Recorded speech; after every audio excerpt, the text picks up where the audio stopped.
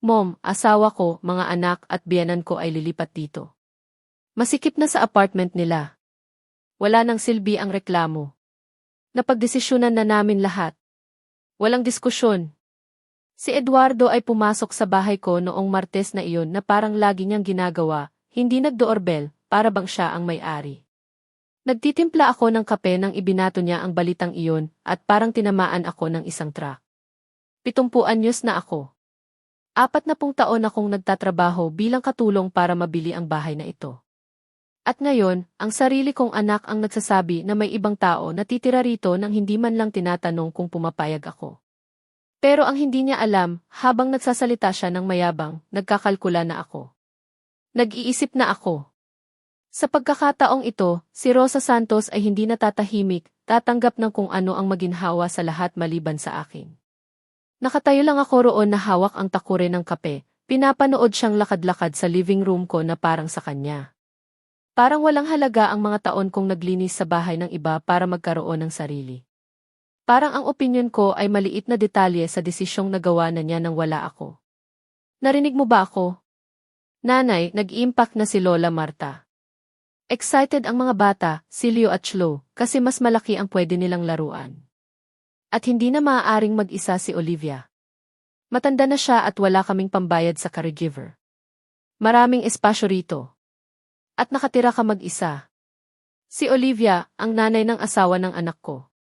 Isang babaeng halos hindi ko kilala ay titira na ngayon sa bahay ko, sa santuwaryo ko, sa lugar kung saan sa wakas nakahanap ako ng kapayapaan pagkatapos mabiyuda. Pagkatapos palakihin ang 5 anak, pagkatapos ng buong buhay ng pagbibigay ng walang natatanggap. Isang estranghero ang kukuha ng guest room ko, ang espasyong pinaghirapan kong ayusin gamit ang sarili kong ipon. Eduardo, sabi ko, pinapanatili ang kalmado ng boses ko kahit may nasisirang bagay sa loob ko. Bahay ko ito. Ako ang bumili. Ako ang nagbabayad ng buwis. Tumawa siya. Tumawa siya sa akin na parang may nakakatawa akong sinabi. Parang walang karapatan ang babaeng katulad ko sa edad ko na magkaroon ng opinyon tungkol sa sarili kong buhay. Ang tawang iyon ay mas masakit kaysa sa sigaw, mas masakit kaysa sa insulto. Tawa ng paghamak, ng pagiging superior ng isang taong akala niya ay maaari niyang desisyonan ang iba ng walang konsekwensya. Ah, nanay, huwag kang maging dramatic. Temporary lang ito hanggang makahanap kami ng mas malaki. Bukod doon, mabuti sa iyo ang may kasama. Sa edad mo, hindi ka dapat nakatira mag-isa. Kung may mangyari sa iyo at walang makakaalam. Sa edad mo, naroon na naman. Ang pariralang ginagamit ng mga anak ko kapag gusto nilang manipulahin ako. Parang ang pagnegatibo 70 ay nagpawalang bisa sa akin. Parang walang halaga ang karanasan ko sa buhay kumpara sa mabilisang desisyon ng 40 anyos na lalaking hindi man lang makapagbigay ng disenteng tirahan sa sarili niyang pamilya. Parang hindi ko napatunayan sa 7 dekada na kaya kong alagaan ang sarili ko ng perpekto. Ang totoo, mas mabuti akong nakatira mag-isa kaysa noong kasal pa ako. Maaari kong panoorin ang paborito kong palabas nang walang nagpapalit ng channel. Maaari kong lutuin ang gusto ko. Maaari kong anyayahan ang mga kaibigan ko kahit kailan ko gusto. Natuto akong gumamit ng smartphone. May WhatsApp group ako sa mga kapitbahay na babae. Naglalakad ako sa park tuwing umaga. Hindi ko kailangan ng sinumang mag-alaga sa akin. Kailan niyo balak dalhin sila? Tanong ko, at hindi niya napansin ang ibang tono ng boses ko. Hindi niya napagtanto na hindi na ako ang parehong submissive na babae noon. Sa Sabado na ito, handa na lahat si Lola Marta. Gagamitin ng mga bata ang sewing room mo. Makikita mo. Magugustuhan mo ang may kasama sila. Si Olivia sa guest room. At sa ngayon, sa living room kami matutulog hanggang makapag-ayos kami. Sa ngayon, halatang kasinungalingan. Kilala ko si Marta ng sapat para malaman na kapag nakapasok siya rito, hindi na siya aalis. Kilala ko si Eduardo ng sapat para malaman na ang temporary solutions niya ay nagiging permanenteng pasanin na kailangan kong tiisin ng tahimik. Nakita ko na niyang gawin iyon sa atin niya nang kailanganin ito ng lugar ng ilang araw at natira roon ng 2 taon. Ang sewing room ko, ang espasyong ginawa kong personal na santuwaryo, kung saan naroon ang sewing machine ko, mga tela ko, mga proyekto ko, kung saan ako nagpapahinga kapag kailangan ko ng katahimikan. Ngayon ay magiging kwarto ito ng dalawang batang walang kasalanan pero sisira ng aking kapayapaan. Habang patuloy siyang nagpapaliwanag kung paano niya ire-rearrange ang bahay ko, kung paano nila ipapamahagi ang mga espasyo ko, kung paano ako mag-a-adjust sa bagong normal niya, naramdaman ko ang isang bagay na malalim na gumalaw sa loob ko. Hindi galit. Hindi lungkot. Isang bagay na mas makapangyarihan. Determinasyon. Isang lakas na hindi ko naramdaman sa maraming taon nang akala ko ay nawala na ito sa edad. Ako ang nanay na laging nagsasabi ang nag-sacrifice para sa lahat, ang naglagay ng pangangailangan ng iba bago ang sarili, ang nagtrabaho ng double shift para makapag-aral ang mga anak, ang hindi bumili ng bagong damit sa maraming taon para makapag-ipon at makabili ng bahay na ito. Pero sa 70 anyos, sa sarili kong bahay, sa sarili kong rules, hindi na ako iyon. Sige, Eduardo, sabi ko sa wakas, at nakita kong lumuwag siya, akala niya panalo na siya. Dalhin niyo sila sa Sabado. Ngumiti siya, satisfied, hinalikan ako sa noo na parang mabuting bata na sumunod, at umalis, nag-iiwan ng amoy ng murang kolog niya. Umalis siya na akala niyang nalutas niya ang problema niya sa gastos ko, gaya ng palagi niyang ginagawa. Umalis siya na naniniwala na ang nanay niya ay pareho pa rin, ang hindi nagrereklamo, ang laging nakakahanap ng paraan. Pero hindi niya alam na si Rosa Santos ay may iba ng plano. Hindi niya alam na habang nagsiselebrate siya ng tagumpay niya, nagmamap na ako ng strategy ko. Hindi niya alam na sa pagkakataong ito, sa unang pagkakataon sa 70 taon, maglalaro ako ayon sa sarili kong rules. Hindi niya alam na ginising niya ang isang bagay sa akin na matagal nang natutulog. Kinuha ko ang telepono at tinawagan ang numero ni Sharon, kaibigan ko sa walking group. Kailangan kong makausap ang isang makakaunawa, na alam kung ano ang ibig sabihin ng ipaglaban ang sariling espasyo, pagkatapos ng buong buhay ng pagbibigay sa iba. Sharon, si Rosa ito. Pwede ka bang dumating bukas ng maaga? May importante akong pag-uusapan sa iyo. Hindi ako nakatulog noong gabing iyon. Gising ako na nag-iisip sa bawat detalye, bawat galaw na kailangan kong gawin. Akala ni Eduardo kilala niya ako, alam niya eksakto kung paano ako re-respond. Akala niya pareho pa rin ako ng submissive na babae noon, ang tumatanggap ng lahat ng walang protesta. Pero malaki ang sorpresa niya. Sa pagkakataong ito, ipapakita sa kanila ni Rosa Santos kung ano ang kaya niya. Kinabukasan, nagising ako ng 5 oras 30 minuto ng umaga gaya ng dati mula nang mag-retire ako. Hindi gaya ng iniisip ni Eduardo, hindi boring o walang laman ang buhay ko. May routine ako na gusto ko, na nagbibigay sa akin ng kapayapaan na aking binuo pagkatapos ng dekada ng pamumuhay para sa iba. Una, chinek ko ang telepono. May messages sa WhatsApp group ng mga kapitbahay na kaibigan kung saan kami nina Sharon, Tina, at iba pang mga babae nagbabahagi ng good morning, recipes, at tsismis sa barangay. May notifications din sa Facebook kung saan nakikita ko ang pictures ng mga apo kong malayo, iyong talagang nagpapahalaga sa akin at nagpapadala ng video na nagsasabing mahal nila ako. Nagbangon ako, naligo at nag-pink tracksuit, iyong binili ko noong nakaraang buwan nang mamili kami ni Sharon. Nag-makeup ako ng kaunti gaya ng itinuro sa akin ng apo ko sa video call. Gusto kong maging maganda para maging mabuti ang pakiramdam ko sa sarili. Sa 70, natuto akong ang pag-aalaga sa sarili ay hindi vanity, kundi self-respect.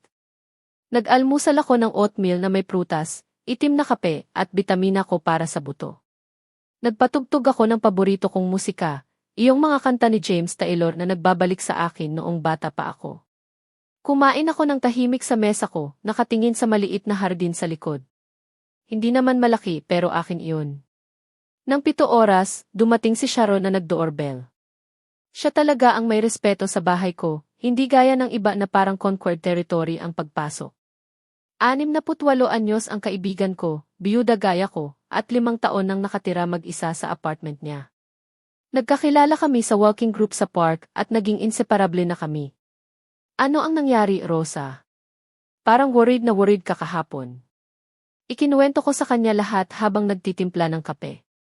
Ipinaliwanag ko kung paano dumating si Eduardo na may desisyon ng tapos, kung paano niya ako tinrato na parang bata na walang karapatan sa opinyon tungkol sa sarili kong buhay. Pinakinggan ako ni Sharon ng may uri ng atensyon na ibinibigay lang ng tunay na kaibigan, iyong nakaranas na ng katulad. At ano ang sinabi mo sa kanya na okay lang na dalhin nila sa Sabado? Tumingin sa akin si Sharon nang may gulat. Inaasahan niyang ikukwento ko ang away, ang sigawan, ang luha. Pero hindi na ako ang babaeng sumasabog ng emosyonal. Natuto na akong may mas matalinong paraan. Rosa, sigurado ka ba kilala mo si Marta? Kapag nakapasok na siya rito, hindi na siya aalis. At kasama ang mga bata at si Olivia, magiging chaos ang bahay mo. Eksakto. Mas naunawaan ni Sharon ang sitwasyon kaysa sa sarili kong anak. Alam niya kung gaano kahirap magmaintain ng bahay, kung ano ang ibig sabihin ng privacy, kung gaano kahalaga ang sariling espasyo pagkatapos ng buong buhay ng paglilingkod sa iba. Kaya kailangan kong kumilos ng mabilis, sabi ko sa kanya. At nakita kong kumislap ang mga mata niya sa curiosity. Ipinaliwanag ko ang plano ko. Hindi ito improvised. Isang bagay na pinag-iisipan ko ng ilang buwan. Mula nang magsimula si Eduardo mag-drop ng hints kung gaano kalaki ang bahay ko para sa isang tao lang. Mula nang magsimula si Marta mag-comment kung gaano kaganda ang manirahan sa bahay kaysa apartment. Rosa, seryoso ka ba? Talaga bang gagawin mo iyan? Sharon, 70 anyos na ako. Pinagtrabahuhan ko ang buong buhay ko para magkaroon ng sarili ko. Hindi ko hahayaang kunin ng kahit sino, kahit ng anak ko, ang kapayapaang pinaghirapan ko ng ganoon. Ngumiti ang kaibigan ko. Iyong ngiti ng komplisidad na nangyayari lang sa mga babaeng natuto ng pahalagahan ang sarili pagkatapos ng taon ng pag-prioritize sa iba. Iyong ngiti ng isang nakakaunawa na sa ilang edad, wala ng oras para magbigay lugod sa mga taong hindi ka pinahahalagahan. Ano ang kailangan mong gawin ko?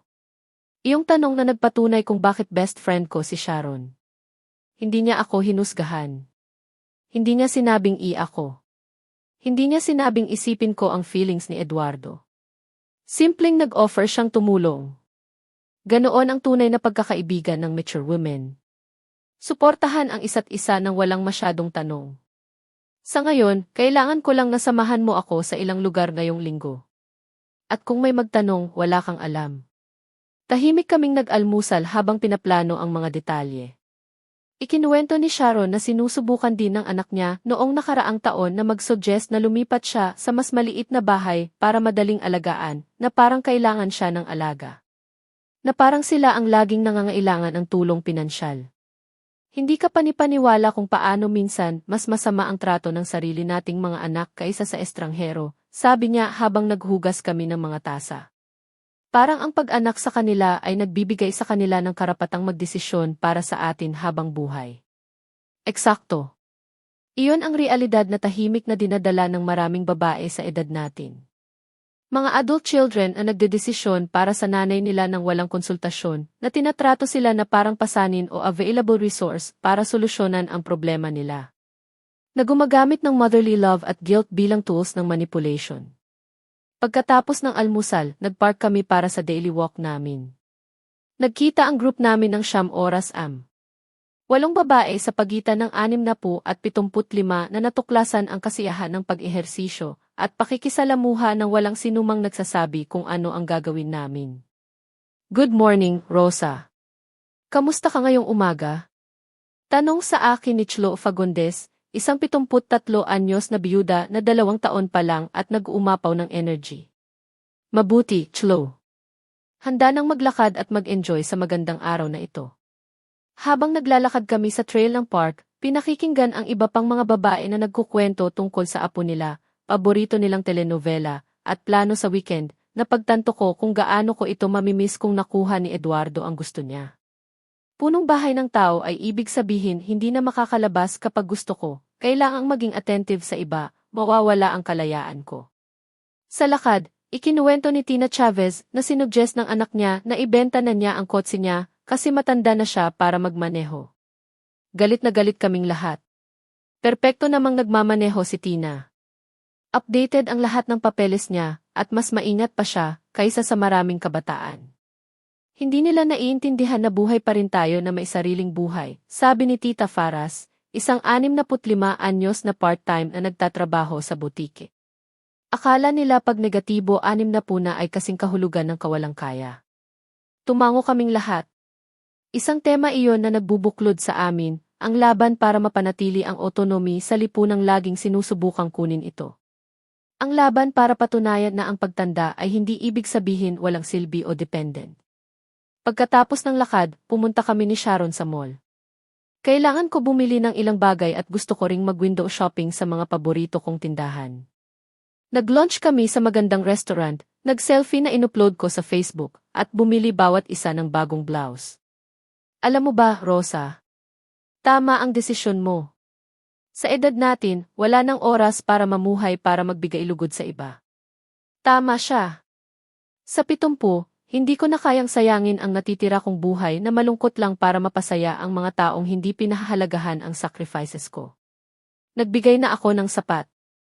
Ako ang devoted mother, ang submissive wife, ang responsible employee. Ngayon na ang oras para maging Rosa. Noong hapon na iyon, pag-uwi ko, umupo ako sa living room at tiningnan ang bawat sulok.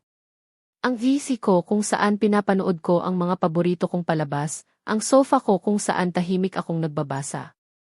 Ang mesa ko kung saan kumakain ako ng almusal habang nakatingin sa hardin.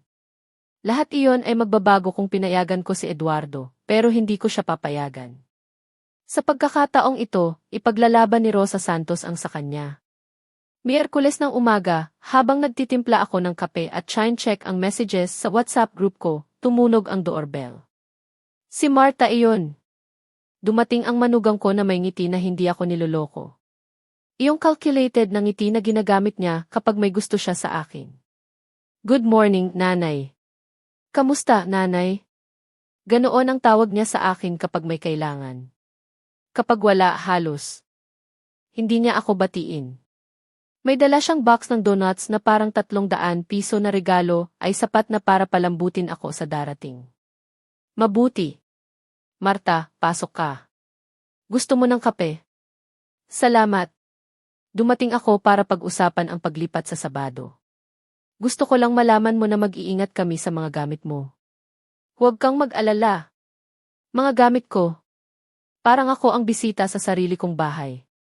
Parang siya ang bagong may-ari na nagre-reassure sa akin tungkol sa pangangalaga ng ari-arian ko. Pero pinanatili ko ang cool ko, umiti at nag-serve ng kape sa pinakamaganda kong tasa. So, handa na ba kayo lahat? Tanong ko habang naupo sa tapat niya sa dining table ko. Halos tapos na ang impact. Super excited ang mga bata. Araw-araw tinatanong ni Leo kung kailan kami lilipat rito at pinili na ni Chlo kung aling kama ang sa kanya sa sewing room. Ang sewing room, ang sagradong espasyo ko, kung saan naroon ang sewing machine ko, mga tela kong ayos-ayos ayon sa kulay, mga pattern ko, mga half-finished projects ko, kung saan ako gumugugol ng hapon sa paglikha ng magagandang bagay para sa sarili ko at kaibigan. Ngayon ay magiging kwarto ito ng 2 batang sisira sa lahat. At very grateful ang nanay ko na si Olivia. Alam mo naman, hindi na siya pwede mag-isa. Nakakalimutan niya ang mga bagay. Minsan nakakalimutan niyang uminom ng gamot. Mas maaalagaan siya rito. Naroon ang emotional manipulation, ipinapresenta ang invasion sa bahay ko bilang act of charity, na parang responsable ako sa well-being ng babaeng halos hindi ko kilala.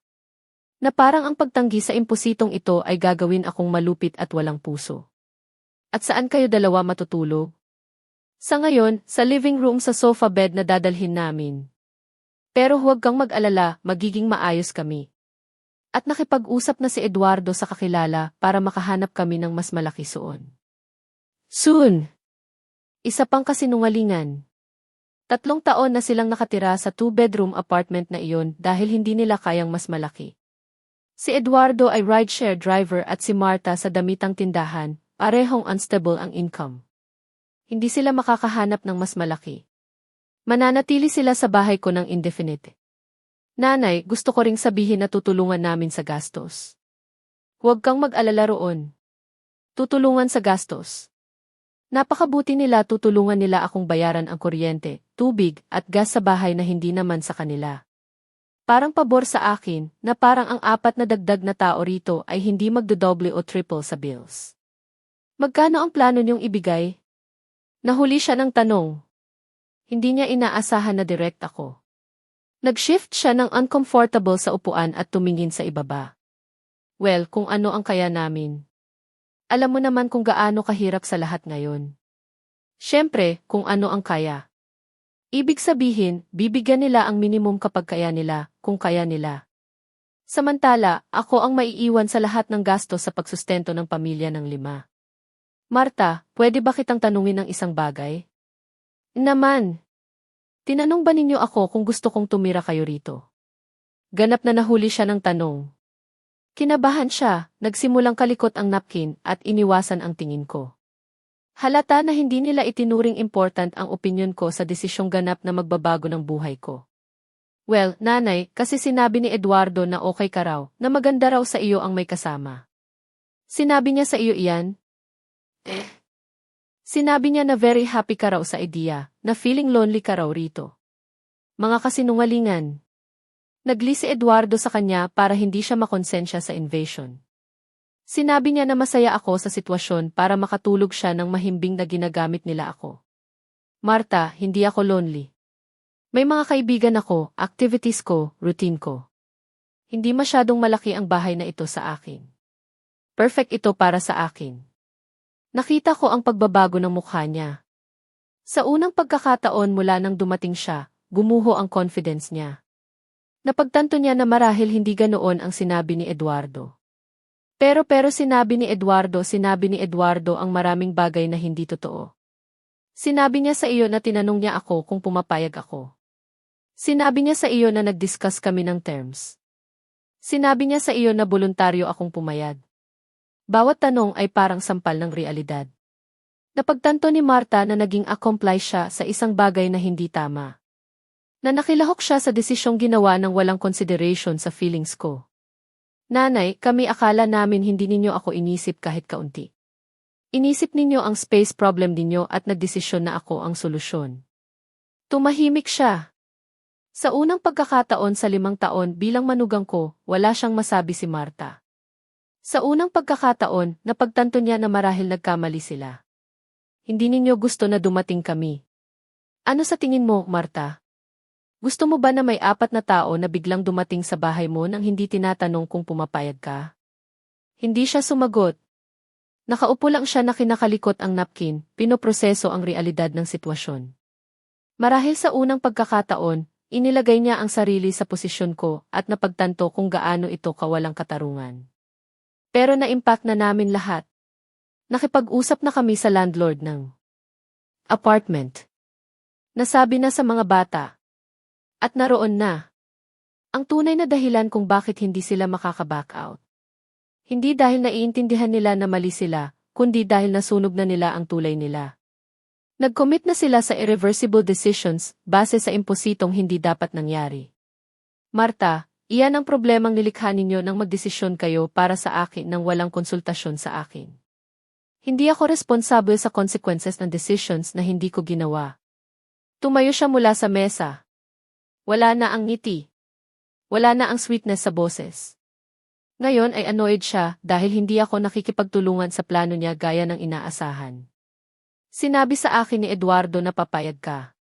Mali si Eduardo. So ano ang gagawin natin? Wala na kaming matitirhan ngayon. Iyan ang kailangan ninyong solusyonan ninyo dalawa. Hindi ko nilikha ang problemang ito. Umalis siya nang walang paalam. Iniwan ang donut sa mesa bilang paalala ng failed manipulation attempt niya. Umalis siyang galit pero worried din sa unang pagkakataon na pagtanto niya na si Rosa Santos ay hindi ang complacent na matanda na akala nila. Nang makasarado ang pinto, umupo ako sa sofa ko at malalim na huminga. Unang laban ito at nanalo ako. Alam na ni Marta na hindi magiging gaya ng inaasahan niya. Ngayon kailangan kong maghanda para kapag nalaman ni Eduardo na nagsisimula ng gumuho ang perfect plan niya. Kinuha ko ang telepono at nag-send ng message kay Sharon. Nagsimula na. Dumating si Marta at umalis na may mukhang hindi mo paniwalaan. Agad ang reply. Okay ka ba? Kailangan mo bang puntahan ko? Perfect ako. Bukas itutuloy natin ang plano. Sa unang pagkakataon sa mahabang panahon, naramdaman kong makapangyarihan ako. Naramdaman kong si Rosa Santos, hindi nanay ni Eduardo o biyena ni Marta. Naramdaman kong babaeng alam eksakto kung ano ang halaga niya at hindi nahahayaang magdesisyon para sa kanya ang iba. Huwebes ng gabi, dumating si Eduardo na galit na galit. Hindi siya nag-doorbell. Hindi siya bumati. Diretso siyang pumasok na may annoyed face na ginagawa niya kapag hindi nakukuha ang gusto niya. Tahimik akong nanonood ng paborito kong telenovela sa sofa ko nang bigla siyang sumabak sa living room ko na parang bagyo. Ano ang sinabi mo kay Marta? Galit at demanding ang tono niya. Hindi ang boses ng concerned son. Ang boses ng lalaking sanay na sinusunod ng mga babae sa buhay niya nang walang tanong. Pero hindi na ako ang dating Rosa. Sinabi ko sa kanya ang totoo, na hindi mo man lang ako tinanong kung pumapayag ako na lilipat kayo rito. Ah, nanay, seryoso ka bang magiging mahirap ngayon? Handa na lahat namin. Nakipag-usap na kami sa landlord. Alam na ng mga bata na lilipat sila. Ngayon sasabihin mo na ayaw mo. Magiging mahirap. Parang ang pagdepensa sa karapatan kong magdesisyon tungkol sa sarili kong bahay ay tantrum ng matanda. Parang ang feelings ko ay annoying obstacle sa perfect plans niya. Eduardo, maupo ka. Mag-usap tayo ng mature. Wala akong oras mag-usap. Maaga akong magtatrabaho bukas at Sabado ang moving day. Kailangan ko lang na makipagtulungan ka. Hindi ako makikipagtulungan sa bagay na hindi ko pinayagan. Nakatayo siya sa gitna ng living room ko na nakatitig sa akin na parang nabaliw ako. Parang walang karapatan ang 70 anyos na babae na baguhin ang isip o ipaglaban ang sariling interes. Ano ang mali sa iyo? Hindi ka dating ganyan ka-selfish. Selfish. Naroon na ang salitang hinihintay ko. Ang salitang laging ginagamit niya kapag hindi ko ginagawa ang gusto niya. Parang pag-aalaga sa sarili ay character flaw. Selfish dahil ayaw kong ma-invade ang bahay ko. Selfish dahil gusto kong panatilihin ang kapayapaan ko. Nakatira ka mag-isa sa 3-bedroom house. Kami masikip sa maliit na apartment. Anumang normal na nanay ay matutuwa na tulungan ang anak. Anumang normal na nanay. Isa pang manipulation tactic. Parang may manual kung ano ang dapat gawin ng nanay at nabibigo ako sa obligasyon ko. Parang ang pagiging nanay ay ibig sabihin mag-sacrifice ng well-being ko hanggang sa araw ng kamatayan ko.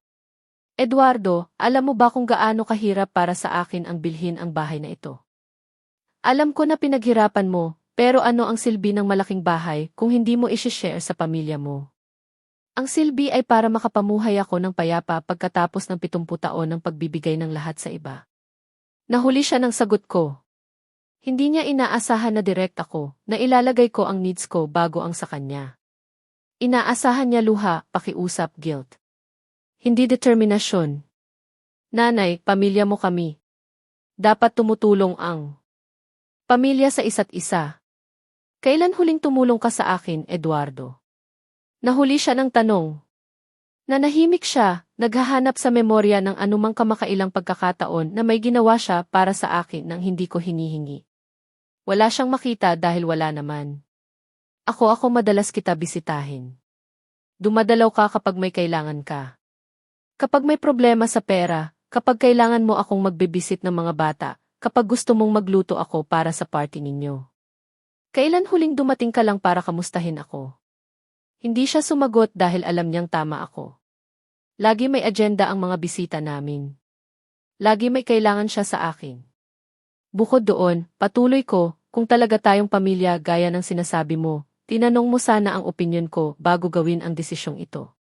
Pero akala ko papayag ka. Lagi naman akong nandyan para sa inyo. Eksakto. Lagi akong nandyan. Lagi akong nagsasabi ng lagi kong inuuna ang needs ninyo kaysa sa akin. Hindi ba panahon na may mag-isip kay Rosa Santos? Nakita niya ang ibang bagay sa mata ko. Isang bagay na hindi niya nakita noon. Isang firmness na hindi niya inaasahan. Isang Rosa na hindi na ma-manipulate ng guilt o emotional blackmail. Pero nanay, ano ang gagawin namin? Wala na kaming apartment. Iyan ang problema mo. Hindi ko nilikha ang desisyong iyan. Hindi ka pwede maging ganito kalupit. Kalupit. Isa pang salitang puno ng manipulation. Parang ang pagtatanggol sa sarili ay kalupit. Parang ang pag-set ng boundaries ay masama. Alam mo kung ano ang malupit, Eduardo. Ang dumating sa bahay ng nanay mo at sabihing may ibang tao na titira rito nang hindi tinatanong kung pumapayag siya. Iyan ang malupit. Sa wakas umupo siya sa sofa, pero hindi para mag-usap. Umuupo siya dahil kailangan niyang mag-isip kung paano solusyonan ang problemang nilikha niya mismo. Umiiyak si Marta. Naimpake na ng mga bata ang toys nila. Naibenta na ni Olivia ang ilang furniture niya. Bawat sentence ay attempt na maging guilty ako. Bawat detalye ay emotional pressure para sumuko ako. Pero hindi na ako naapektuhan. Lahat iyan nangyari dahil gumawa kayo ng desisyon base sa bagay na hindi ninyo man lang kinumpirma sa akin. Seryoso kang hindi kami papayagan. Hindi kayo papayagan.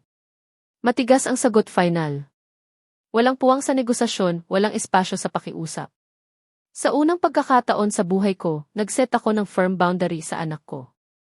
Tumayo siyang galit, lakad-lakad sa living room na parang hayop sa kulungan, pinapasadahan ang buhok ng kamay. Desperado siya dahil gumuho ang perfect plan niya. Paano kung magbayad kami ng renta? Paano kung tulungan namin lahat ng gastos? Hindi. Paano kung temporary lang hanggang makahanap kami? Hindi.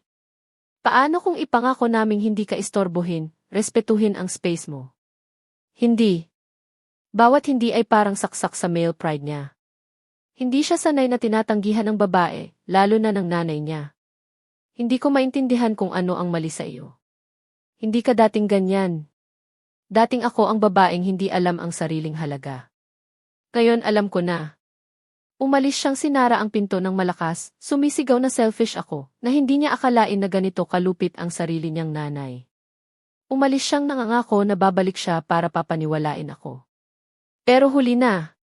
Si Rosa Santos ay nagdesisyon na at walang balikan. Noong gabing iyon, natulog ako ng mahimbing sa unang pagkakataon sa mga araw. Hinarap ko si Eduardo at nanalo ako. Nagset ako ng boundaries at ipinagtanggol ko ito. Ipinagtanggol ko ang sarili ko. Sa unang pagkakataon sa 70 taon, naramdaman kong tunay na malaya ako. Biyernes ng umaga, nagising ako na may kakaibang pakiramdam sa dibdib. Hindi nerbiyos. Hindi takot. Excitement. Sa unang pagkakataon sa maraming taon, naramdaman kong ganap akong may kontrol sa sarili kong desisyon at nagbigay ito sa akin ng energy na matagal ko nang hindi naramdaman. Pagkatapos ng morning routine ko, tinawagan ko si Sharon. Handa na ba para sa pinakamahalagang araw? Tanong niya nang may komplisidad na taglailang ng tunay na kaibigan. Higit pa sa handa. Sunduin mo ako sa 1 oras. Ang planong pinagbuburo ko ng ilang buwan ay sa wakas ay maisa sa katuparan. Hindi ito improvised. Hindi emotional reaction. Strategic decision na pinag-iisipan ko mula nang magsimula si Eduardo mag-drop ng hints kung gaano kalaki ang bahay ko para sa isang tao lang. Dumating si Sharon on time sa puting sedan niya, ang kotse na sinuggest din ng anak niyang ibenta kasi matanda na siya para magmaneho. Gaya ko, ganap niyang inignore ang absurd na suggestion na iyon. Kinakabahan. Tanong niya nang sumakay ako.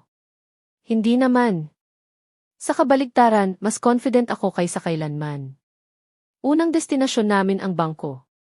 Sa loob ng maraming taon, nag-iipon ako sa account na hindi alam ni Eduardo account kung saan nagde-deposit ako tuwing buwan mula nang mag-retire. Hindi malaki ang halaga pero sapat sa plano ko. Good morning, Yimbriak Santos. Bati sa amin ng manager nang dumating kami. Paano po namin kayo matutulungan ngayon? Kailangan kong mag-transfer. Malaking transfer. Tiningnan ng babae ang account ko sa computer at tumango. Sa nakaraang 5 taon, disiplinado ako sa pag-ipon. Pamumuhay ko sa pension ko at iniipon ko lahat ng kinikita ko sa pananahin ng damit para sa mga kapitbahay. Magkano po ang ita-transfer? Sinabi ko sa kanya ang eksaktong halaga. Itaas ng manager ang kilay sa gulat pero hindi nagtanong. Pera ko iyon, desisyon ko. Sigurado po ba kayo sa transaksyon na ito, Yimbriak Santos? Ganap na sigurado. Pinisil ni Sharon ang kamay ko habang naghihintay sa processing ng transfer.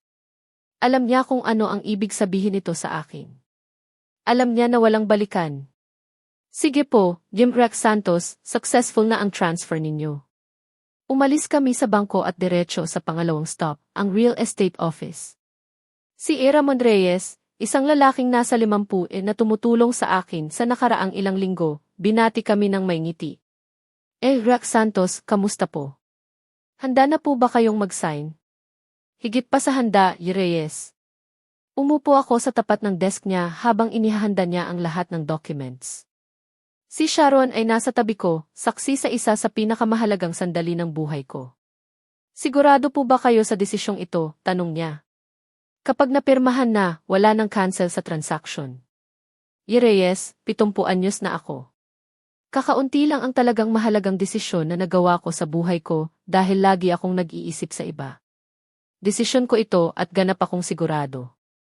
Pinirmahan ko ang bawat document ng matatag ang kamay. Ang pangalan ko, Rosa Santos, ay lumilitaw sa bawat pahina bilang sole responsible sa transaksyon na iyon. Walang co-signer, walang guarantor, walang ibang involved. Akin lahat. Perfect. Makukuha ninyo ang susi sa bagong property ninyo sa loob ng 24 oras. Bagong property. Parang musika sa tainga ko ang mga salita. Isang lugar na walang nakakaalam, na walang makakaklaim, na ganap kong akin. At ang isa pang transaction, tanong ko, na i-process na rin po iyon. Very excited ang mga buyer. Magandang bahay sa magandang location. Walang problema sa paghahanap ng interested parties. Tumingin sa akin si Sharon ng may admiration. Alam niya kung gaano kahirap gawin ang desisyong ito, kung gaano katalino ang gawin ito sa 70. Umalis kami sa real estate office at nag-lunch sa magandang restaurant downtown. Kailangan kong mag-celebrate. Kailangan kong maramdaman na may ginagawa akong espesyal para sa sarili ko. Rosa, kamusta ang pakiramdam mo? Malaya ako, Sharon, sa unang pagkakataon sa buhay ko, ganap akong malaya. At habang kumakain kami, pinag-usapan namin ang bawat detalye ng plano. Lahat calculated. Lahat planned. Walang puwang sa improvisation o balikan. Paano kung maging aggressive talaga si Eduardo kapag nalaman niya? Hayaan mo siyang maging aggressive hanggang gusto niya. Hindi na problema ko iyon. Kahit ako ay nagulat sa sagot ko. Sa maraming taon, nabuhay akong nag-aalala sa reaksyon ng mga anak ko, sinusubukang iwasan ang conflict, isinasakripisyo ang sariling kapayapaan para mapanatili ang family harmony. Pero hindi na. Kailan mo sasabihin sa kanila bukas kapag dumating sila na mailahat ng gamit? Ngumiti si Sharon. Alam niya na memorable moment iyon. Isang moment kung saan sa wakas ipapakita ni Rosa Santos kung ano ang kaya niya. Pagkatapos ng lunch, pumunta kami sa bahay ko para mag-impact ng ilang importanteng bagay. Hindi marami, essentials lang. Mga damit na gusto ko, documents ko, ilang pictures ng mga apo, alahas ko, sewing machine ko. Hindi ka ba malungkot na iwan ang bahay na ito? Tanong ni Sharon habang tiniklop ko ang paborito kong damit. Pangarap ko ang bahay na ito sa loob ng 40 taon. Pero ngayong mayroon na ako, napagtanto ko na hindi ang bahay ang pangarap. Ang pangarap ay magkaroon ng lugar na ganap kong akin, kung saan walang makakadesisyon para sa akin. Eksakto. Simbolo ng independence ko ang bahay, pero hindi ang independence mismo. Independence ay ang kakayahang magdesisyon, pumili, magsabi ng hindi kapag kailangan. Habang nag-iimpake ako, tumunog ang telepono ko. Si Eduardo iyon. Nanay, kailangan nating mag-usap. Nag-usap na tayo kahapon. Hindi, kailangan talaga nating mag-usap. Seryoso. Pumunta ka rito o pupuntahan kita. Wala nang pag-usapan, Eduardo. Nanay, please. Umiiyak ang mga bata. Hindi nakatulog si Marta kahapon. Naibenta na ni Olivia ang ilang furniture niya. Hindi mo pwede gawin ito sa amin. Gawin ito sa kanila. Parang ako ang responsable sa problemang nilikha nila sa unilateral decisions nila. Eduardo, ang ginagawa ninyo sa buhay ninyo ay hindi na responsibilidad ko. Nanay mo ako. Dapat tumutulong ang nanay sa anak. At ginawa ko iyon sa loob ng 45 taon. Tapos na ang part ko. Binaba ko ang telepono. Walang silbi ang pagpapatuloy ng usapan na umiikot lang sa circle. Akala pa rin ni Eduardo ma-manipulate niya ako ng guilt, pero wala na ang Rosang iyon. Tinulungan ako ni Sharon na dalhin ang mga box sa kotse niya.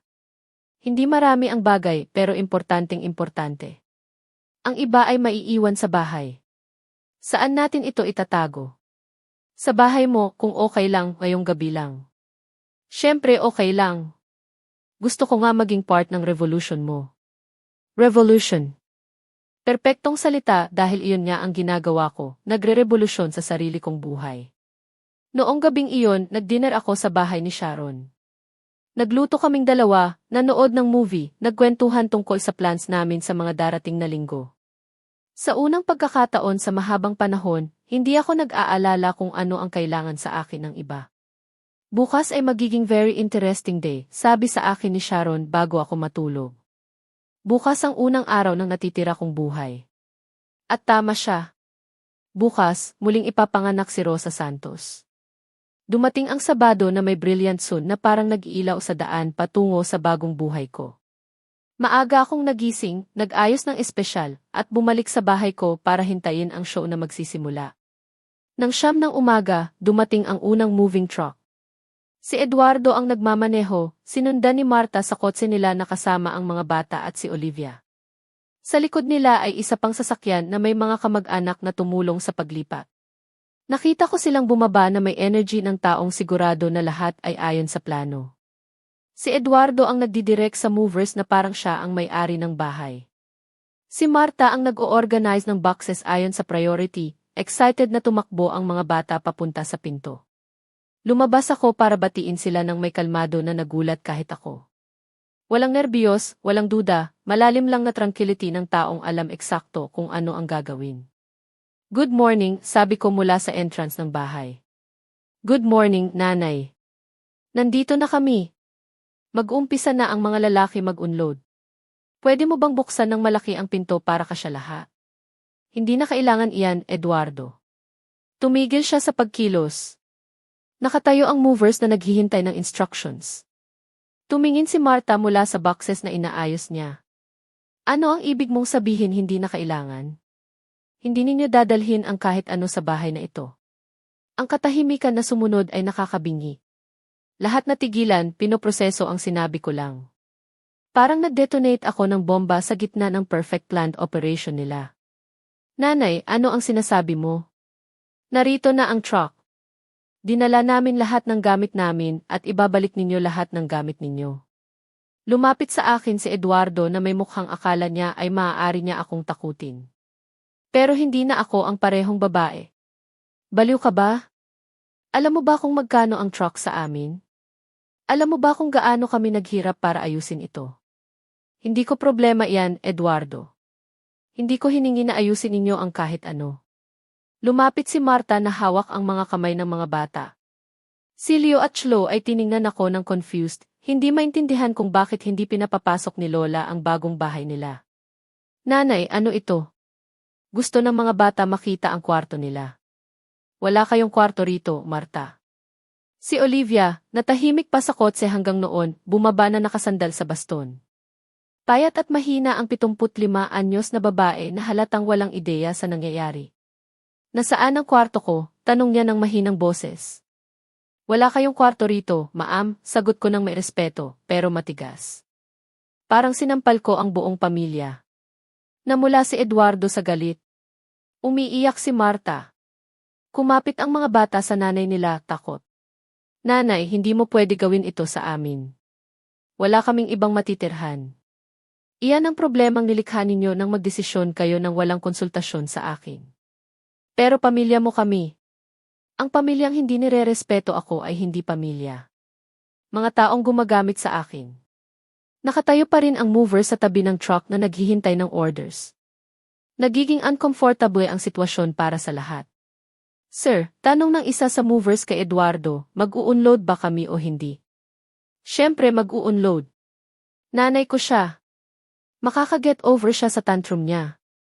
Hindi ako makaka-get over sa kahit ano, sabi ko, direktang kausap ang workers. Bahay ko ito. Ako ang nagbabayad ng buwis at ako ang magdedesisyon kung sino ang papasok. Hindi kayo mag-u-unload ng kahit ano.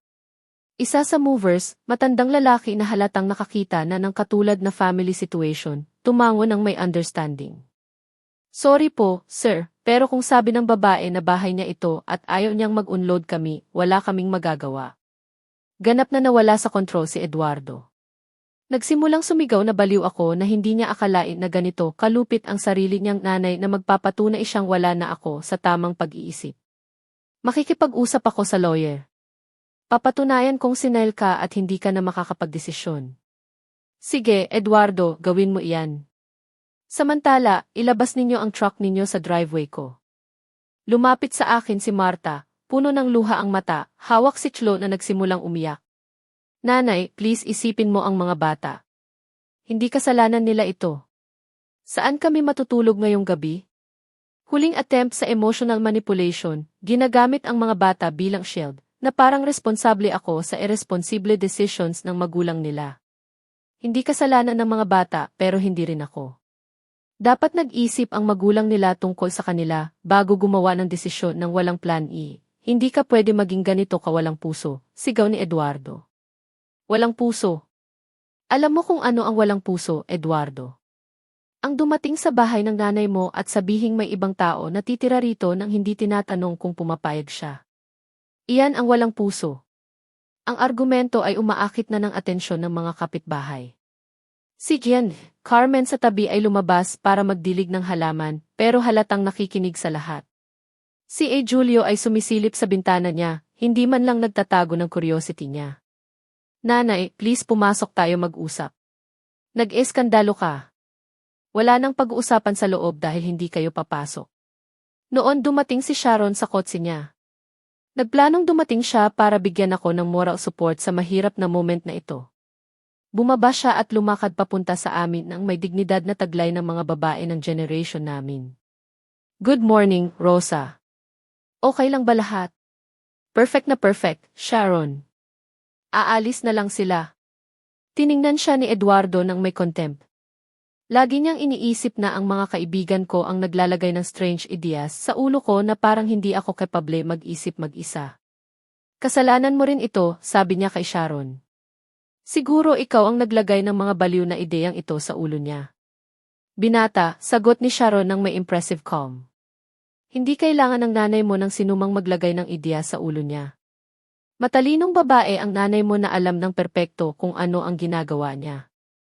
Hindi pa tapos ito, sigaw ni Eduardo habang pinapaakyat ang pamilya niya pabalik sa mga kotse. Babalik ako na may lawyer. Papatunayan kung wala ka na sa tamang pag-iisip. Kapag bumalik ka na may lawyer, sigaw ko habang umaalis siya. Siguraduhin mong dalhin mo rin ang documents na magpapatunay na sa iyo ang bahay na ito dahil lahat ng sa akin ay narito. Umalis sila gaya ng pagdating nila, pero may bakas pa rin sa truck at may humiliation na hindi pa nila naranasan. Umalis silang alam na si Rosa Santos ay hindi na ang babaeng akala nila kilala nila. Nang mawala ang huling kotse sa kanto, niyakap ako ni Sharon. Kamusta ang pakiramdam mo? Malaya ako, Sharon. Sa unang pagkakataon sa 70 taon, ganap akong malaya. At totoo iyon. Hinarap ko ang pamilya ko. Nagset ako ng boundaries. Ipinagtanggol ko ang karapatan ko. Ipinakita kong mas malakas si Rosa Santos kaysa sa inaakala ng lahat. Pero simula pa lang ito. Ang pinakamaganda ay darating pa. Buong hapon ng Sabado, hindi tumigil ang pagring ng telepono ko. Mga tawag mula kay Eduardo, text mula kay Marta, kahit tawag mula sa mga kamag-anak na hindi ko alam na may number ko. Lahat may parehong goal para papayag ako. Unang tawag ay mula sa ate kong si Tina, na nakatira sa ibang probinsya at halatang nakatanggap ng very distorted version ng events. Rosa, totoo ba na pinalayas mo si Eduardo at ang pamilya niya? Ano ba ang nangyari sa iyo? Desperado ang batang iyon. Tina, hindi ko pinalayas ang kahit sino. Simpleng hindi ko pinayagang pumasok sila sa bahay ko nang walang permiso ko. Pero anak mo siya, Rosa. Palaging makakaasa ang mga anak sa nanay nila. Makakaasa ang mga anak sa nanay nila, pero hindi sila pwede magdesisyon para sa nanay. Hindi naunawaan ng ate ko. Para sa kanya, gaya ng maraming babae sa generation namin, ang pagiging nanay ay ibig sabihin eternally available para solusyonan ang problema ng mga anak kahit ano pa ang personal cost. Saan sila titira? Saan matutulog ang mga bata ngayong gabi? Iyan ang kailangang solusyonan ni Eduardo. Siya ang lumikha ng problemang ito. Rosa, huwag kang maging harsh. Tulungan mo sila kahit temporary lang. Hindi, Tina, nagbigay na ako ng sapat sa 45 taon. Binaba ko ang telepono at pinatay ito. Walang silbi ang pakikinig sa pare-parehong argumento. Nagdesisyon ang buong pamilya na ako ang kontrabida ng kwento, ang malupit na nanay na iniwan ang anak sa panahon ng pangangailangan. Si Sharon ay nanatili sa akin buong hapon.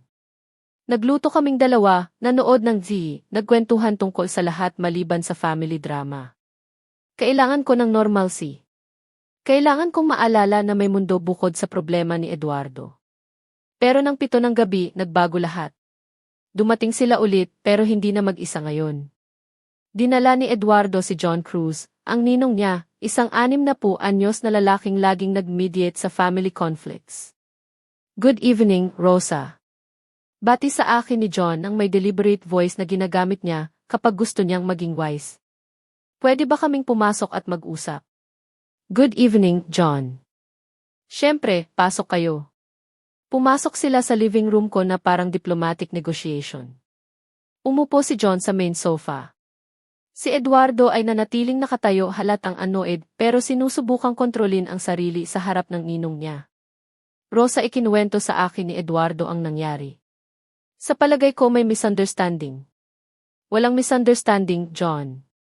Nagdesisyon si Eduardo na titira ang pamilya niya sa bahay ko nang walang konsultasyon sa akin. Nagdesisyon ako na hindi. Pero Rosa, intindihin mo ang sitwasyon. Desperado ang bata. Wala na silang apartment. Nagastos na siya sa moving truck. Walang matulugan ang mga bata. Lahat iyan consequences ng decisions na ginawa niya nang walang konsultasyon sa akin. Huminga ng malalim si John na parang nakikipag-deal sa spoiled child. Parehong patronizing attitude na nakita ko sa buong buhay ko.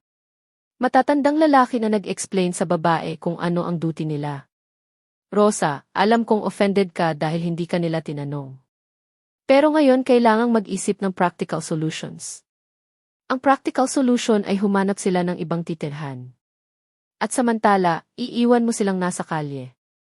Hindi ko sila iniiwan kahit saan. Sila ang naglagay sa sarili nila sa sitwasyong ito. Hindi na nakayanan ni Eduardo at sumabog. Tama na.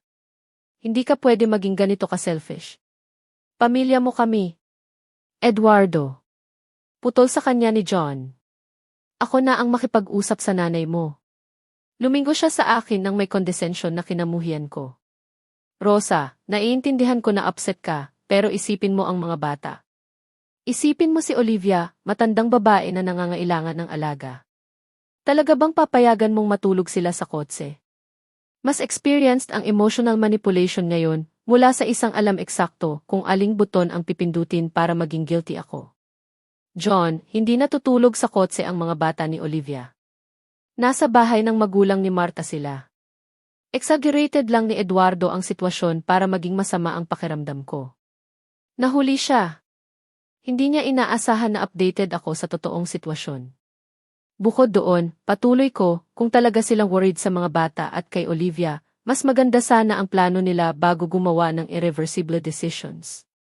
Rosa, huwag kang maging resentful. Nagkamali ang bata, pero sorry na siya ngayon. Tiningnan ko si Eduardo. Walang bakas ng remorse sa mukha niya. Frustration lang na hindi gumana ang plano niya. Sorry ka ba, Eduardo? Sorry ka ba na hindi mo ako tinanong? Nanay, ako akala ko papayag ka. Hindi iyan ang tanong. Tinatanong ko kung nagsisisi ka na hindi mo ako tinanong. Nanahimik siya. Hindi niya maamin na mali siya dahil ibig sabihin noon tanggap niya na may karapatan ako na inignore niya. Ang problema ay hindi kung akala mo papayag ako. Ang problema ay gumawa ka ng desisyon tungkol sa buhay ko nang wala ako sa usapan. Sinubukan ni John ang ibang strategy. Rosa, ano ang kailangan mo para mag-reconsider? Gusto mo bang magbayad sila ng renta? Gusto mo bang mag-set ng specific rules? Wala akong gusto, John. Gusto ko lang na respetuhin nila ang desisyon ko. At ano ang final decision mo? Na hindi sila titira sa bahay ko. Tumayo si Eduardo na galit na galit. Sige, nakuha ko. Mas gusto mong mag-isa sa malaking bahay mo kaysa tulungan ang sarili mong pamilya. Mas gusto kong mamuhay ng may dignidad kaysa maging alipin sa sarili kong bahay. Walang gagawin sa iyong alipin. Hindi. Sino ang magluluto para sa 5 dagdag na tao? Sino ang maglilinis pagkatapos ninyo? Sino ang mag-aalaga kay Olivia kapag nagkasakit siya? Sino ang magbabayad ng kuryente, tubig, at gas na kakonsumo ng 5 dagdag na tao? Hindi siya sumagot dahil alam niya na ako ang sagot. Si Rosa Santos ang magdadala ng buong pasanin habang inaayos nila ang buhay nila. Bukod doon, dagdag ko, kung talaga temporary gaya ng sinabi mo, maaari kayong mag-rent ng maliit na lugar sa ilang buwan, pero alam nating hindi temporary. Alam nating kapag nandito na kayo, hindi na kayo aalis. Napagtanto ni John na talo na siya. Walang argument na magagamit niya para kumbinsihin ako dahil valid lahat ng points ko. Rosa, sana hindi mo pagsisihan ang desisyong ito. Sa maraming taon akong nagsisi na hindi ako gumagawa ng desisyon. Hindi ako magsisisi na nagsimula na akong gumawa. Umalis silang mas tahimik kaysa pagdating nila. Si John, sanay na magresolba ng family conflicts sa patriarchal wisdom niya, natalo ng 70 anyos na babaeng alam lang ang sariling halaga. Umalis si Eduardo nang walang paalam. Pero bago siya lumabas, sumigaw siya sa akin mula sa pinto. Huwag mong kalimutan na balang araw matanda at maisakit ka na at kailangan mo ng mag-aalaga sa iyo. Kapag dumating ang araw na iyan, sagot ko nang hindi nawawala ang composure. Maghahire ako ng mag-aalaga sa akin ng may respeto, hindi iyong nakakakita sa akin bilang pasanin. Noong gabing iyon, pagkaalis ni Sharon, umupo ako sa living room ko at naramdaman ang kapayapaang hindi ko naranasan sa maraming taon. Nilabanan ko ang lahat ng attempt sa manipulation. Pinanatili ko ang posisyon ko despite family pressure. Si Rosa Santos ay nanalo sa pinakamahalagang laban ng buhay niya. Pero hindi pa tapos ang gyera. Linggo, maaga akong nag-almusal dahil may importanteng appointment ako. Nang 1:00 ng umaga, dumating si Ramon Reyes na may folder na puno ng documents at ngiti na agad akong pinakalma. Good morning, Imre Santos. Narito po ako para ibigay ang susi sa bagong property ninyo.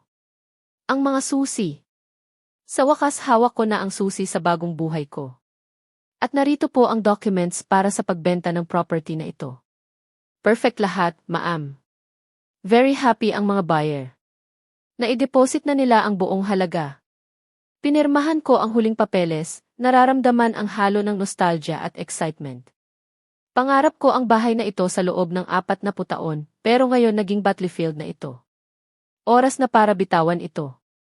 Kailan po ninyo kailangang i-hand over ang property? Ngayon po, kung pwede. Gusto ng mga buyer na lumipat this week. Perfect. Walang oras sa regrets o doubts. Dumating si Sharon sa kotse niya nang paalis ang lawyer. Nagkasundo kaming sunduin ang mga gamit ko at opisyal na ilipat ako sa bagong buhay ko. Handa na ba sa big change? Tanong niya habang inilalagay namin ang huling boxes. Higit pa sa handa, Sharon. Parang nagsisimula akong muli ng buhay. Habang inilalagay namin ang mga gamit ko sa kotse, lumapit si Carmen, matagal kong kapitbahay. Mabuti, respectful, at discreet na kapitbahay siya, pero halatang curious sa lahat ng nangyari. Rosa, totoo ba na aalis ka? Carmen, lilipat ako ngayon. At dahil ba lahat ito sa away kay Eduardo? Hindi away, Carmen. Desisyon ko ito. Tiningnan niya ako nang may ekspresyon na kilala ko, iyong hindi maintindihan kung paano pumili ng nanay ang sariling well-being kaysa sa needs ng mga anak. Hindi ka ba malungkot na iwan ang bahay na tinitirhan mo ng maraming taon? Mas malungkot ako sa pagsayang ng maraming taon na hindi talaga nabuhay. Hindi niya naunawaan ang sagot ko, pero binati niya ako ng swerte at nagpaalam ng may formality na ginagamit kapag hindi approve sa desisyon mo, pero hindi mangangahas sabihin sa mukha mo. Tapos na kami mag-load nang dumating si Eduardo. Mag-isa siya, wala si Marta o ang mga bata na may mukhang halo ng galit at desperation. Ano ito? Bakit naglo-load kayo ng gamit mo? Lilipat ako, Eduardo. Lilipat saan? Sa bagong bahay ko. Nakatayo siya sa sidewalk na parang pisikal na nasaktan. Hindi niya inaasahan ito. Inaasahan niyang pagkatapos ng ilang araw ng tantrum ko, susuko ako at bubuksan ang pinto ng bahay ko sa kanila. Binili mo ang ibang bahay sa anong pera? Sa pera ko, Eduardo. Sa perang iniipon ko sa maraming taon. At ang bahay na ito, ibinenta ko. Agad ang impact. Namutla siya, nanginginig, at kailangang sumandal sa kotse para hindi bumagsak. Ibinenta mo ang bahay. Ibinenta mo ang bahay natin. Ibinenta ko ang bahay ko, Eduardo. Hindi kailanman naging atin. Pero family house ito. Doon sana namin palakihin ang mga apo. Doon ang inheritance namin. Naroon ang totoo. Hindi siya nag-aalala sa well-being ko. Hindi siya worried sa happiness ko. Nasaktan siya sa pagkawala ng inheritance na akala niya ay sigurado na. Ang inheritance ninyo ay ang edukasyong ibinigay ko sa iyo, ang values na itinuro ko, ang opportunities na ibinigay ko para maging lalaki ka. Binili ko ang bahay na ito para sa sarili ko. Nanay, hindi mo pwede gawin ito. Iundo mo ang sale. Kausapin mo ang mga buyer. Tapos na, Eduardo. Napirmahan na ang documents. Nasa bangko na ang pera. Umupo siya sa bangketa at nagsimulang umiyak na parang bata. Hindi siya umiiyak para sa akin. Hindi siya umiiyak para sa relationship namin. Umiiyak siya sa perang nawala sa kanya sa bahay na hindi na niya mamamanahin. Saan kami titira? Saan matutulog ang mga anak ko? Iyan ang kailangan mong solusyonan gaya ng ibang adult man. Tinapos ni Sharon ang pag-close ng trunk at binigyan ako ng sign na oras na umalis. Wala nang gagawin dito. Eduardo, aalis na ako. Sana balang araw maunawaan mo na ang ginawa ko ay hindi para saktan ka, kundi para igalang ang sarili ko. Hindi ka pwede umalis ng ganoon. Anak mo ako. Eksakto. Dahil anak kita, sana balang araw matuto kang pahalagahan ang mga babae sa buhay mo sa halip na gamitin sila. Sumakay ako sa kotse ni Sharon nang hindi lumingon.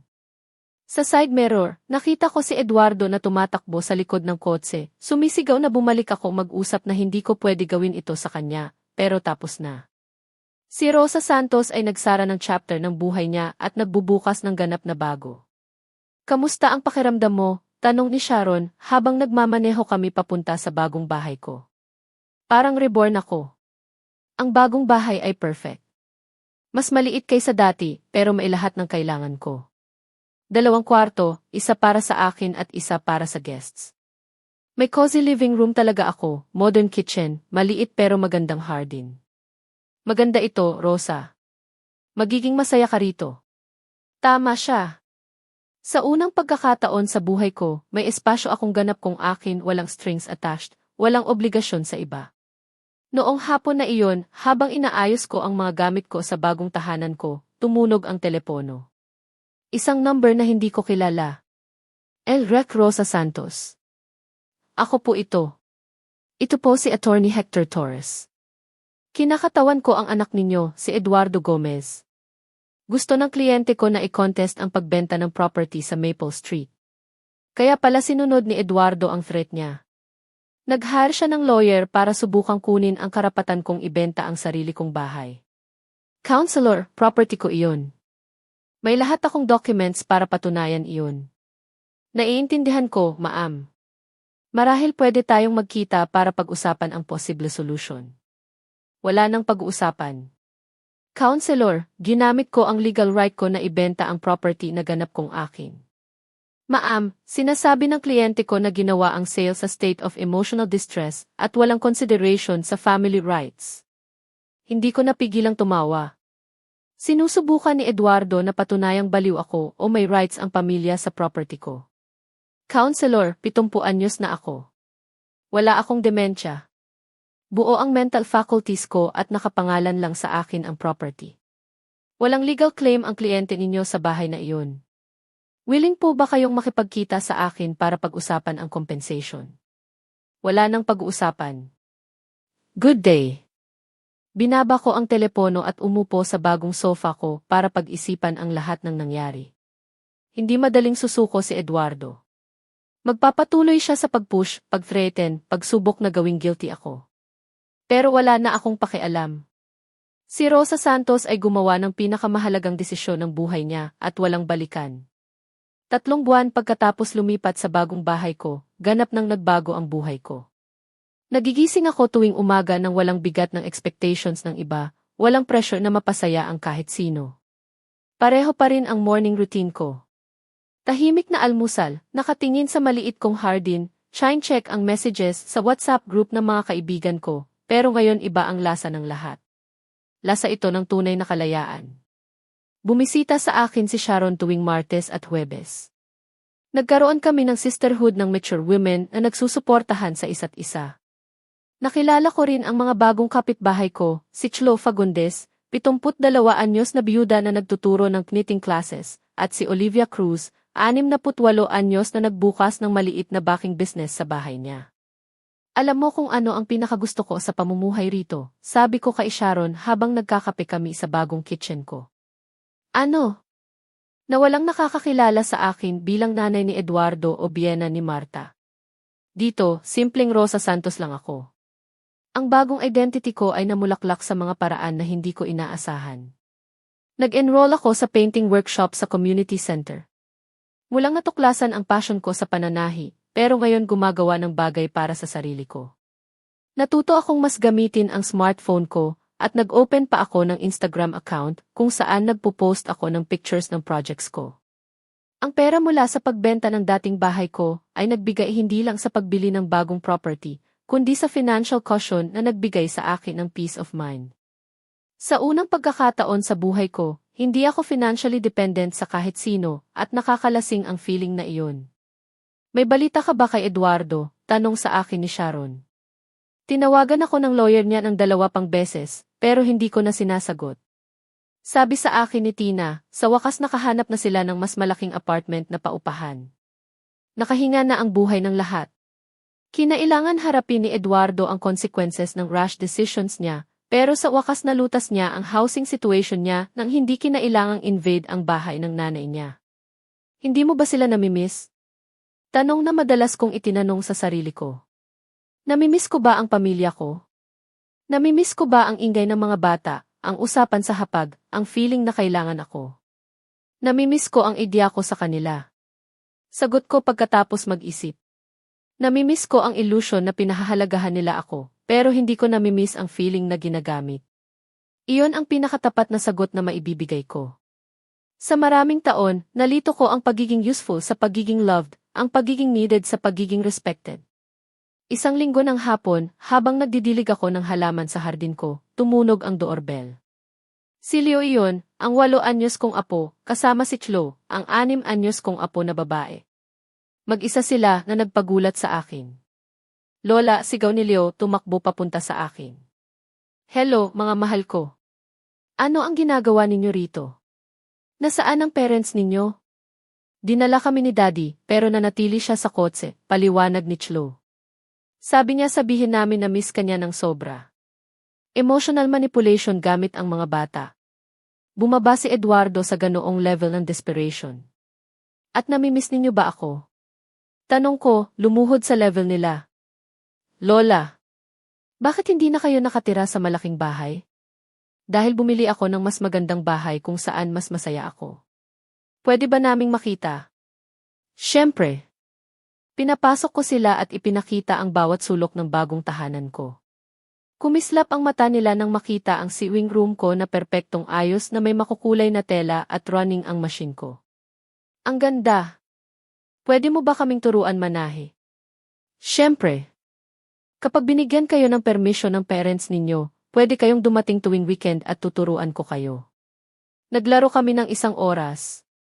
Ginawa ko ang paborito nilang cookies. Nanood kami ng cartoons. Nag-selfie na inupload ko sa Instagram ko. Tunay na moments ito ng walang pressure, walang hidden agenda. Nang tumunog ang telepono ko, alam kong si Eduardo iyon na nagtatanong tungkol sa mga bata. Nanay, naroon ba ang mga bata? Narito sila.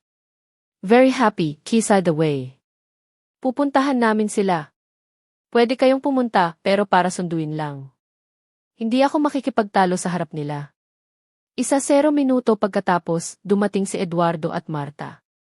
Iba ang hitsura nila, mas pagod, mas serious. Halatang naapektuhan sila ng financial pressures ng pagsustento ng pamilya nang walang external support. Hi, nanay. Bati sa akin ni Eduardo ng mas malambot na boses kaysa noong huli. Hello, Eduardo. Mabait na mabait ang mga bata. Halos hindi ako batiin ni Marta. Galit pa rin siya sa lahat ng nangyari, marahil sinisisi ako sa difficulties na naranasan nila. Nanay, pwede ba tayong mag-usap sandali? Sinabi ko na sa iyo na hindi ako magdi-discuss ng kahit ano sa harap ng mga bata. Hindi para makipagtalo. Gusto kong mag-apologize. Hindi ko talaga inaasahan iyon. Si Eduardo, ang proud at stubborn kong anak, ay nag-a-apologize. Mga bata, maglaro muna kayo sa hardin sandali. Nang umalis sila, umupo si Eduardo sa bagong sofa ko at malalim na huminga. Nanay, mahirap ang nakaraang mga buwan. Hindi lang dahil sa pera, kundi dahil napagtanto ko na hindi ko man lang tinanong kung ano ang gusto mo. At ngayon naiintindihan mo na. Ngayon naiintindihan ko na gumawa ako ng desisyon tungkol sa buhay mo nang walang consideration sa feelings mo. At nag-a-apologize ako roon.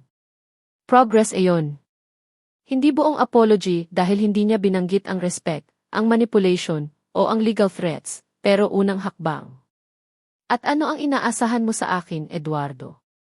Wala akong inaasahan, nanay. Gusto ko lang malaman mo na mali ako. Nanahimik si Marta, pero may nakita akong bagay sa mata niya na maaaring understanding. Marahil napagtanto na rin niya na ang mga nanay ay hindi unlimited resources para solusyonan ang problema ng iba. Eduardo, hindi ako ang kaaway mo. Hindi kailanman. Pero hindi na ako ang babaeng laging nagsasabi nang hindi tinatanong kung ano ang pakiramdam ko roon. Naiintindihan ko. Talaga bang naiintindihan mo o sinasabi mo lang kung ano ang akala mo gusto kong marinig? Nag-isip siya bago sumagot. Nagbigay ito sa akin ng pag-asa. Sa unang pagkakataon, talagang nagre-reflect siya sa mga salita ko. Sa palagay ko naiintindihan ko. At sa palagay ko natatakot akong aminin na may karapatan ang nanay ko na mamuhay ng sarili niyang buhay. Iyon ang pinakatapat na statement na narinig ko sa kanya sa maraming taon. Pwede kayong bisitahin ang mga bata kahit kailan nila gusto. Pwede silang magstay tuwing weekend kung kailangan ninyo ng oras para sa inyo, pero darating sila bilang beloved guests, hindi bilang obligasyon ko. Talaga? Talaga, pero may isang kondisyon na respetuhin ninyo ako gaya ng pagrespeto ninyo sa kahit sinong tumutulong sa inyo. Tumango siya ng may humility na hindi ko nakita sa kanya mula nang bata pa siya. Nang umalis sila, nanatili ako sa living room ko na tinitingnan ang pictures na kinuha ko kasama ang mga apo ko. Maganda sila, inosente, puno ng buhay. Hindi kasalanan nila ang mga desisyong ginawa ng magulang nila. Pero ngayon ang relationship ay ayon sa terms ko. Hindi na ako ang lola na laging nagsasabi sa takot na mawala ang affection ng mga apo. Ako ang lola na mahal sila ng sapat para turuan sila na ang matatandang babae ay deserving din ng respeto. Noong gabing iyon bago matulog, tiningnan ko ang sarili ko sa salamin ng bagong bedroom ko. Nakita ko ang 70 anyos na babaeng natuto ng pahalagahan ang sarili. Nakita ko si Rosa Santos na malaya ang master ng sariling desisyon. Humiga ako sa kama na alam na kinabukasan ay gigising ako sa bahay ko na may schedule ko, na may plano ko, na may buhay ko. Sa wakas, pagkatapos ng maraming taon, ako ang magdedesisyon kung sino ang aalagaan ko. At ang unang taong pinili kong alagaan ay ang sarili ko.